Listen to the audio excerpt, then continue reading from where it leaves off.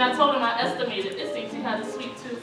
Mr. Charles is overly generous. Come, the pudding ain't nothing special. And did I mention that I'm most available, Mr. Charles? What if you wanted to have wellness at just about the finest hotel in New York, yes? But it's still fetching luggage. Not just any luggage, high-class luggage. And it's high-class luggage easier to carry. I mean, it is easier to hold Sutton-Fernández if you know what I'm saying. He's found a very smart suit this evening. Yes, it's cash, you know. You can tell more about a man by what he shops in his practice conversations. Because any man who has good enough time can talk smooth, but not every man has a good enough sense to shop at Cyber Seeds. It's lovely. It's for Karina May's wedding night.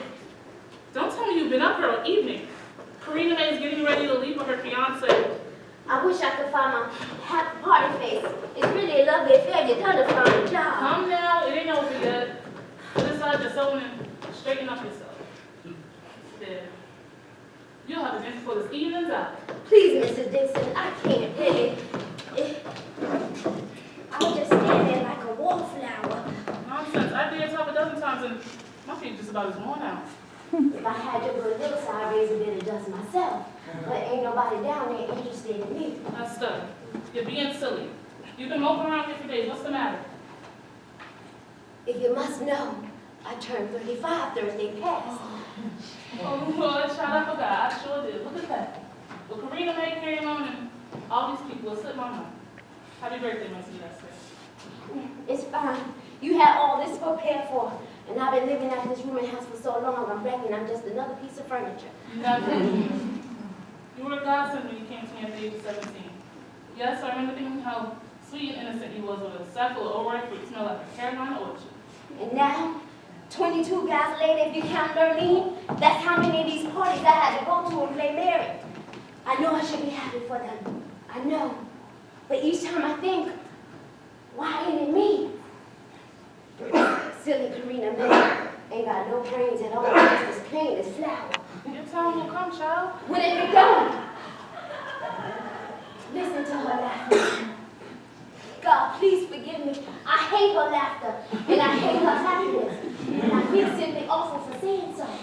And I'm afraid if I go back down there, she'll see it all over my face. And it's her day. There are a number of young men open to your smile. And the sour face don't buy nothing but contempt. While Mr. Charles said 3 servants of your bread pudding. And it shouldn't have had any. The man weighs as nearly much as your horse. Nonsense, he weighs more than full justice, but he's a good man for his success, yes? But he's been coming to these parties near 2 years now. And if he ain't met a woman, I bet it ain't a woman he after. I've been warned about men in refined suits. But still, Esther would be lucky for his attention. That's what you're thinking. But I ain't giving up so easy. Good for you, but there are many cautionary tales bred of overconfidence. When I met the late Mr. Dixon, he was nearly 60, and I forgave his infatuation with the opiates. Sure, he come with this rooming house, and look how many good years he's given me. Sure, I cussed that damn pipe, and I cussed him for leaving me a widow. But we get to a point where we can't be so particular. Well, I ain't going down there to be paraded like some fabulous bird. I'm sorry. Will you kindly take us down to Karina May? I'll do no such thing. You can bring down yourself.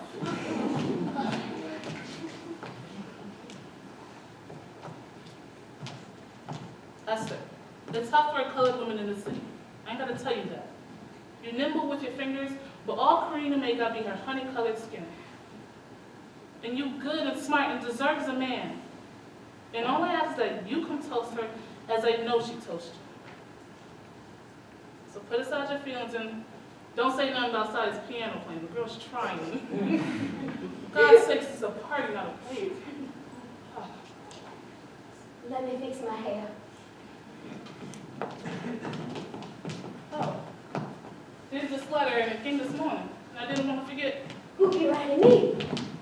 Mr. George Armstrong. Ain't someone I know, Armstrong. There was an Armstrong that attended my church, but he dead a long time now. Would you read the letter to me? I got a house full of people, so you best remind me tomorrow. And I will see you downstairs shortly. Plenty of punch left over, and it's better than New Year's. I've been making certain everybody leaving this party happy. Dear Miss Mills, my name is George Armstrong. I work in Harlem alongside Carson Wynn, Deacon's son. all across the valley. They said one day ships would pass from one ocean to the next. It was a hard walking tour. Of course, he mentioned that Bahama will die, this is really important work. One man drops for 20 feet of canal done. So will lies. That says we need stars and sardines. Protect us and keep us from evil. I say not as long as we dig. Lord knows our minds was under shame. May they touching to be had, not here racist. Lincoln me to forward, but I thought it would be nice to have someone to think about. Someone not covered from head to toe in mud. Someone to ward off this awful boredom.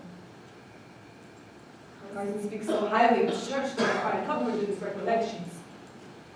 I ask by my right sheet, and if you so please, I dwell on the words. Sincerely, George Armstrong.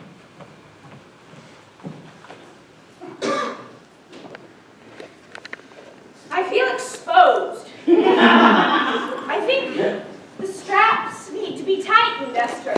No, ma'am. That's the way it's meant to be, but I'll add a little bit more fabric to it. No. If this is what you made for that singer, it is what I want. All right, I'm coming out.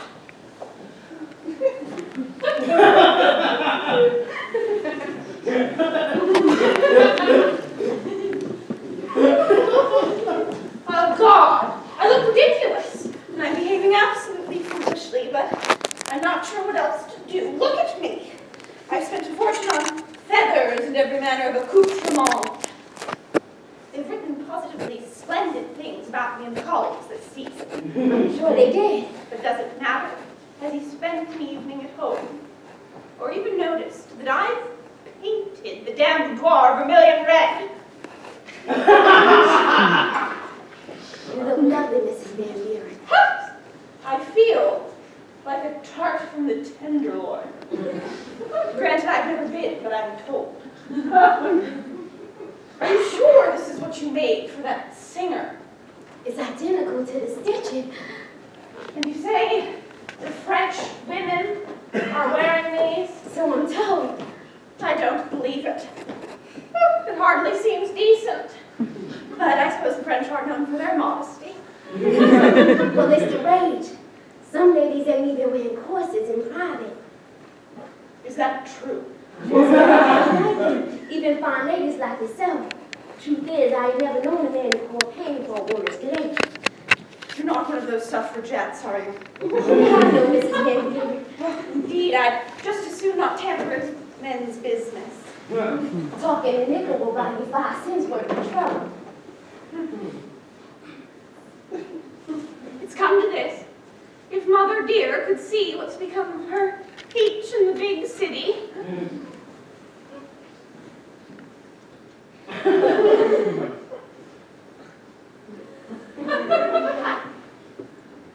Do we really need all of these dangling things? Oh, I hope you don't mind. I add a little beading along the trim. It is different. Do you like it? I confess I almost do. It's a bit naughty. Yes, I think I might even wear it beneath my gown tonight. Do you think anyone will notice? It is the annual Gardenia Ball, quite the event of the season. So I hear. Do you know what that means? They'll all be there, waiting their good fortune. And I'll have to smile, be polite, because I'm known for that. But I will dread every last minute, every bit of forced conversation with the Livingstons and the Babcocks. They want to know. All of them do. When are you going to have a child, Evangeline? And my answer is always the same. Why, we're working on it, dear. Speak to Harold. And dear Harry will be in a sour mood for a week. You probably don't even know what I'm talking about. Having children. No, Mrs. Van Buren, I ain't been married. Never. May I tell you something? Yes, if you like. I've given him no children. I'm afraid I can't. It's not for the lack of trying. One takes these things for granted. You assume when it comes time that it will happen. And when it doesn't, who is to blame?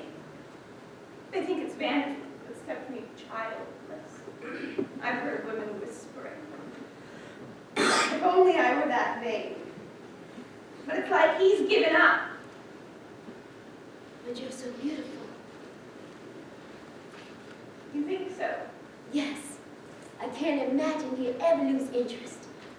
But he has turned to other interests. Trust me. This will stay between us. I'm told you're discreet. I just saw, Mrs.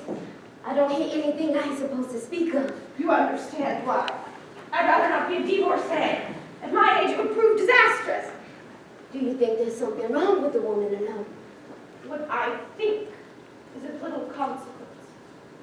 If I were brave, I'd collect my things right now and find a small, clean room someplace on the other side of the park. No further, in fact, tonight. But it isn't a possibility, is it? I don't know that I'll marry. Of course you will. It's just a matter of finding the right gentleman. Ma'am, I don't mean to speak out of turn, but I've been working since I was 9 years old with barely a day's rest. In fact, the other evening, I was at my sewing machine and I stopped working. All of this time had passed. Gone.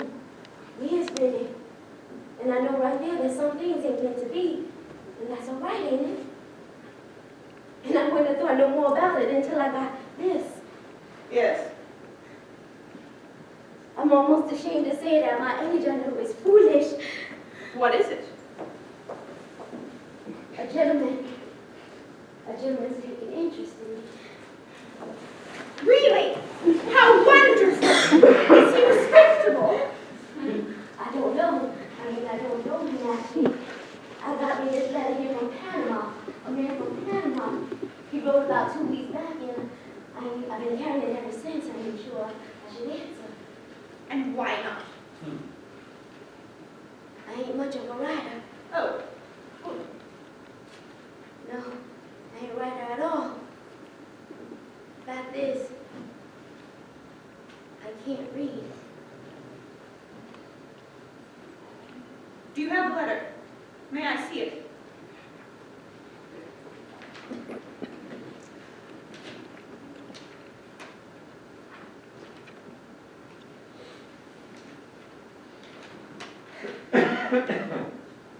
Panama. He has lovely penmanship. That's important. He isn't careless with his stroke. That's the mark of a thoughtful man. It's a good thing, I believe. I won't answer, of course, if it ain't appropriate. Nonsense. He's halfway across the world. I'm sure he's perfectly harmless. A bit lonesome. Perhaps, that's all. But if I have Mrs. Dixon over at the rooming house help me, she'll be all up in my business. And she got an opinion about everything. And I'd rather not be let you question or bothered. She's just about the busiest. In any event, she said I should rip it up promptly because a decent woman wouldn't resort to such a dalliance. But as you can see, he's taking interest in me. Would you like me to help you write, Esther? I couldn't ask. Oh, you needn't. I insist. I've never done this before. Nor have I. Maybe this is not such a good idea, Mrs. Graham. I ain't really got that much to say. Oh, goodness, of course you do. No, I don't. I live in a rooming house with 7 unattached women, and I sew intimate apparel for ladies, but that ain't for gentlemen. Sure, I can tell them everything there is to know about fabric, but that hardly seems like a life worthy of words. It is a beginning. Come, Esther, don't be shy. Now, how shall we start? I don't know. Well, what sorts of things do you like to do? I go to church every Sunday. Well, practically. I don't really listen to the sermons, just like the company and the singing, of course. And on Tuesdays, I take the trolley downtown to Orchard Street, and I climb 5 flights in the darkness. And when I open the door, my eyes are met. He has a wealth of fabric in that apartment. He got everything you need, even things you don't even know you need. Esther, I think you're jumping a bit ahead of yourself. Shall we begin with Dear Mr. Armstrong? Yes, that's good. Dear Mr. Armstrong. I received your letter. Dear Miss Mills, I received your letter. It's 2 months in the coming, so please forgive me. I've already written twice since. I am most happy to be your friends, and I'm anxious to hear all about it. As for me, I would like to report on the progress of the visible case. This now seems a near impossible mission. You read digging into it again. Say a bad French would be about this Panama project. Convince the devil to give him an all-new workhouse. The price. This great fissure across the land that reached right to the earth. Indeed, chaos and jackhammer away. That's what he said here anyway. When the great judges meet and the judges celebrate, will we colored men be giving glasses to race? Today they severed the roots of a giant from the wind and watched it tumble to the ground. I stood thigh-deep in crimson blossoms, swathed in the sweet aroma of death, and wondered how a place so beautiful could become a war. But the days aren't all bad. If you take a moment to listen to the forest around us, there is so much life just out of sight. And then we met from every corner of the Caribbean, sharing tales around fires, heads light on Roman laughter. Now I read your letter. I see you at your sewing machine.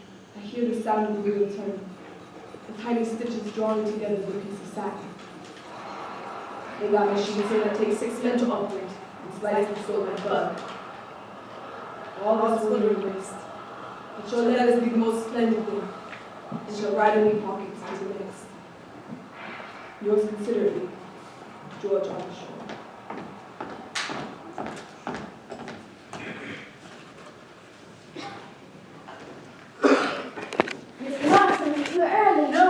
No, come in. Come in, I have a number of new things to show you. Good. Look at it. Japanese silk. Your special order for the lady on Fifth Avenue. It took me nearly 1 month to find this very piece. It's lovely, yes? Lovely. Look how finely embroidered. Beautiful, I never. And I have 2 extra yards I can give to you for next to nothing, if you like. Next to nothing is too much. You know my answer, what would I do with it? Make something lovely for yourself. And you waste it on me. Well, you'll never see this again, I guarantee you. I can let our Fifth Avenue lady cover the difference. How about that? I see how much you like. I promise it's the very best quality. And she don't know what she has. She don't come down here to feel the fabric herself, the difference, the texture. She don't know how remarkable a weave. I could make a shawl. Or a smoking jacket for your gentleman, perhaps. My gentleman. No, oh no. You've always distracted me, Mr. Marks. You always get me into buying something I don't need. Well, when I see something of quality, I like to share it with my favorite customers. Everybody else wants the same thing, but we want different. I like that. Thank you. Oh, would you look at that? I've lost a button. I buy off a ship from the Orient yesterday morning, and I see it and I think Esther Mills will like. And then everybody else wants gabardine, wool, maid sook, but it isn't often something so fine and delicate I'm used for. Look at the way that the thread is interwoven. A hand took the time to gently wind through each and every stitch like a magician. It is magnificent, yes? And you'll make something exquisite. I can see from your hands you were blessed with the needle and thread, which means you'll never be without warmth. I'm afraid it was either learn how to sew or turn back sheets for 50 cents a day. You make it sound too simple. My father sewed, and my brother sewed for the finest families, but I don't have the discipline, the fingers. But look at the size of these hands, like Sernati, Romanian sausage. I wish for your hands. It's fruit dye. Am I right? It smells Like like Imperial Palace, it's signed by the artist right there. I wouldn't be surprised if it was created for an empress. You really do want me to buy this, don't you? All right. It'll mean that I'll go without sugar for a week. Would that make you happy? It makes you happy, it makes me happy. Oh, Lord, I do want. The color won't rub off on you. No, no, I'm sorry, no, that's not what I meant, please. In my religion, I'm not permitted to touch a woman unless she is my wife or a relative. I see. It is the rabbinical law, not mine. Your wife must be a happy woman. I'm not married. Not yet. My fiance is in Romania. My family made the arrangement years ago. No. I bet you missed something awful. I haven't ever met her, actually.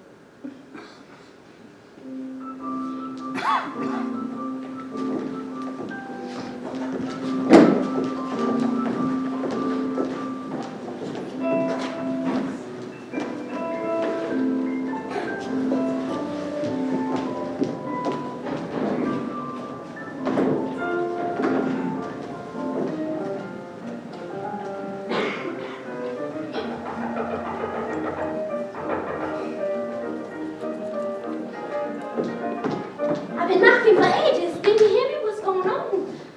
They really do make me sick. Always thinking of boo. And look what he done. This the prettiest thing I own. And look what you do. It ain't nothing. I can fix that for you. All the pawn and the pulling for $1, they really think they own you.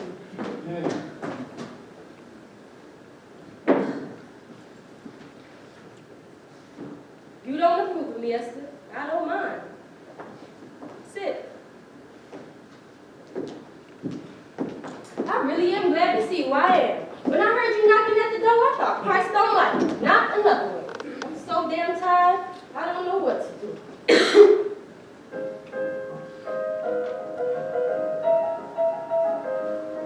Ooh, pretty. Did you write that, maybe? Yeah, my daddy gave me 12 lashes with a switch for playing this and not following. One for each year I studied the piano. He was too proper for anything colored in the syncopated beat, but that was about the worst crime you could commit in this household. I woke up with the center earthquake. You must got a lot of licks in your time. Yeah, baby, I wasn't born this black and blue. That they're the reason you tired. That ignorant oil is unforgiving. Let's let it lie. Oh, bother, stop playing Mother Hen and come show me what you got. Anything else, mistress? Hush your mouth. Your father's so sweet for sarcasm.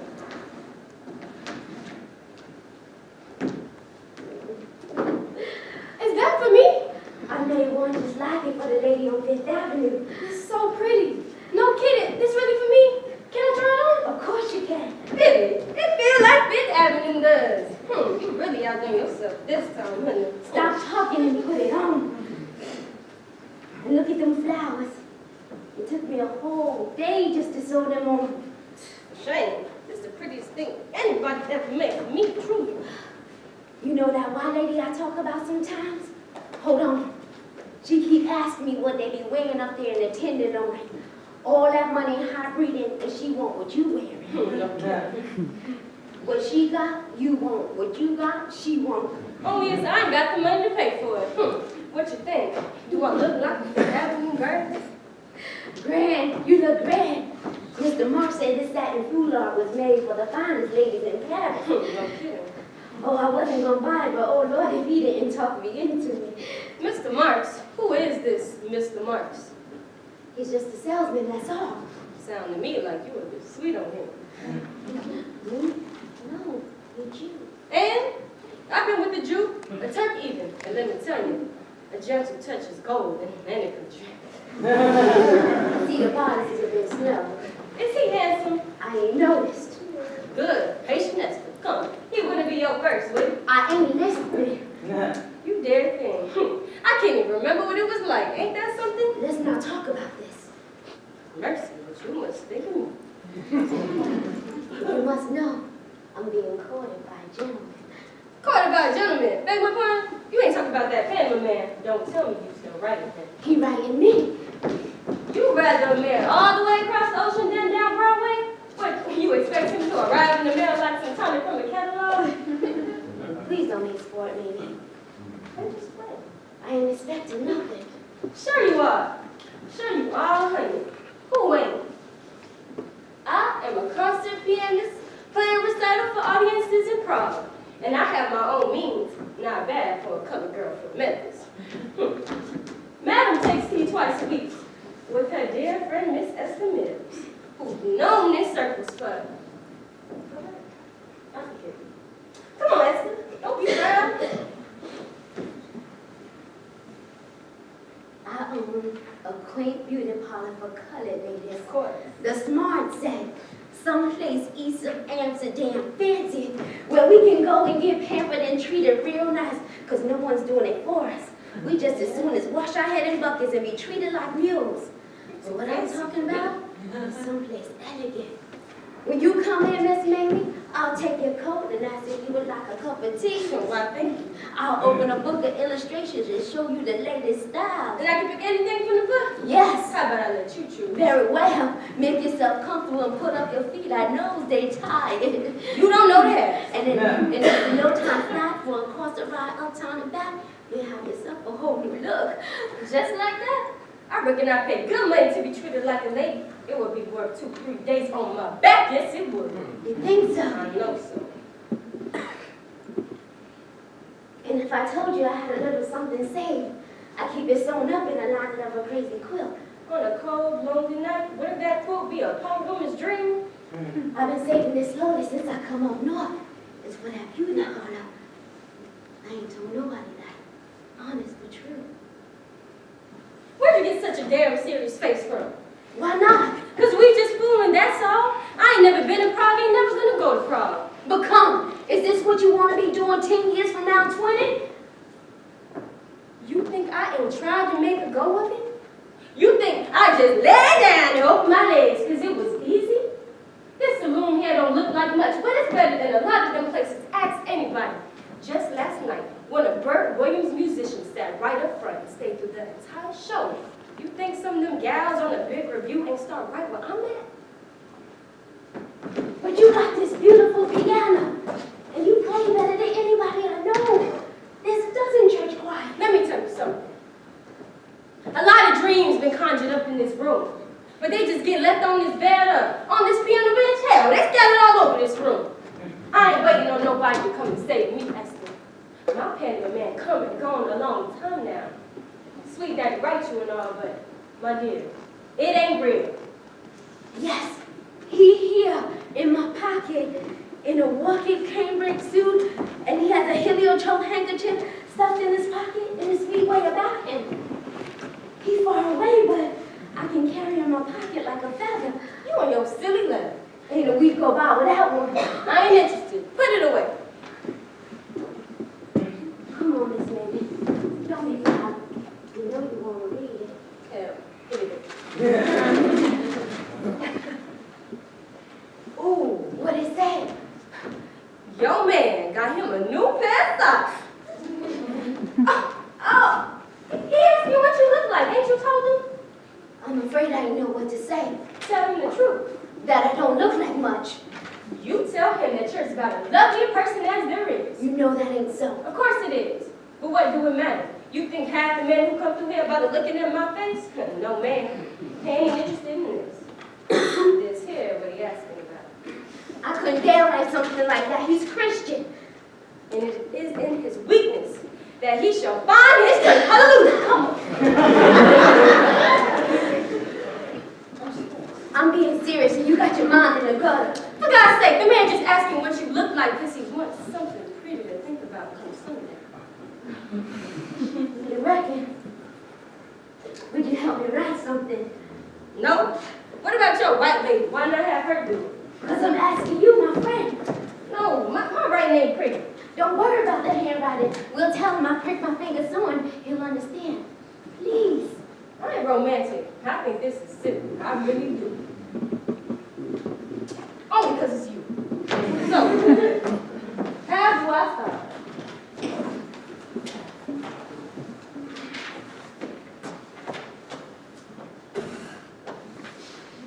Dear George. Of course. A letter to a gentleman. Dear George, I write to you wearing a lavender silk robe. Dear Esther, thank you for your sweet words. Your pricked finger delivered the most unexpected lift. Quiet right now. The only motion is the rain. The only sound is the rain. It is the white season, and the workers are not so. The rum shop is the only business I prosper. I see months of hard work lost to the people, and good men befriend the devil in the night. If I told you it's been months since I've seen a decent woman, it wouldn't be a lie. There are caravans of sweet-faced Indian girls offering up their child for half a day's wage. Yes, many men leave here with less than they come. I shan't be one. It isn't appropriate, but I will say it. I crave a gentlewoman's touch. Even if it only be to turn down my collar, brush over dirt in the evenings. Indeed, I'd like to meet you as a gentleman. I think much about the suit I will wear and the colors that your eyes find pleasing. I imagine your cobblestone roads and the splendid carriages on the avenues, and a dry place to sit. I think of you running silk thread between your fingers, and find a bit of holy relief, for your letters arrive just in time to ward off temptation. Yours affectionately, George.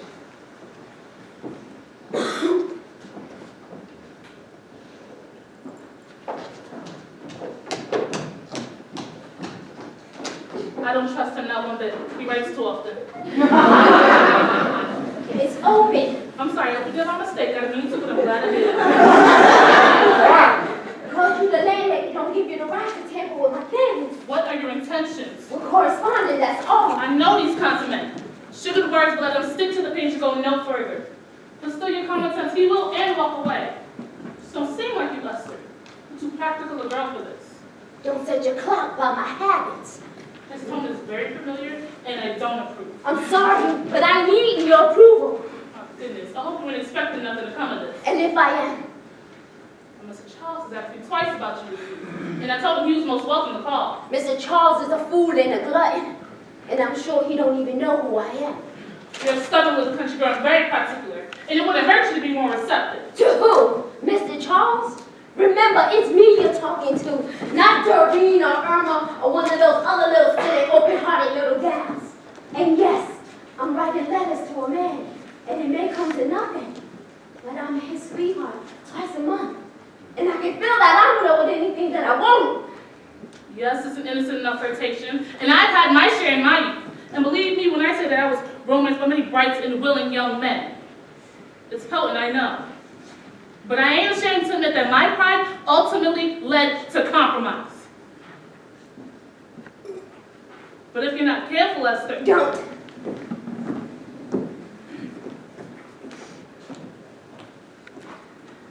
This quilt is filled with my hard work. $100 for every year I've been seated at that sewing machine. That's my beauty parlor. So you see, I don't need Mr. Charles for his good job and position. You think this is enough? Do you?